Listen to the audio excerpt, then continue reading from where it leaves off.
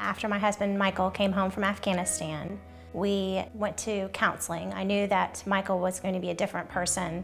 He had been wounded his first month over in Afghanistan, ended up receiving 2 Bronze Stars for Valor and a Purple Heart, and he'd lost some friends, and all kinds of things happened that I knew he had witnessed and gone through, that he was going to be different, I was going to be different.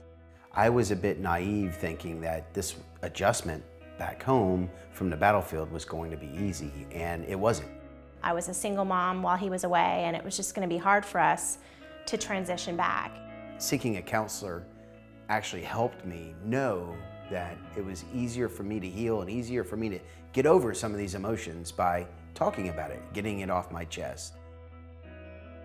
In the time period that you're in the Army or Navy, Air Force, Marines, you're going to be touched by suicide at one point or another. We lost a soldier after our last deployment who never said a thing to anyone, not a soul in the unit. And he just took a walk on a railroad track one evening in Germany. We as human beings aren't meant to walk through life alone, and there can be a real go-it-alone kind of mentality. Really, the message that we're sending through Camaraderie Foundation and the support for counseling is the very opposite. No, you shouldn't be able to do it alone. That's not the way that we're wired as human beings. And it's absolutely a sign of strength to raise your hand and say, we need a little bit of help. And when that happens, we want Camaraderie to be there to help them.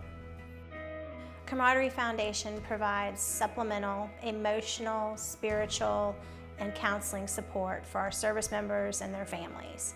We provide it anonymously, so if a service member or a family member doesn't want anybody to know that they're wanting this help, they can rest assured that our organization is 100% anonymous, and we try our hardest to make sure that the counselor with the service member or the family member is a good fit for them.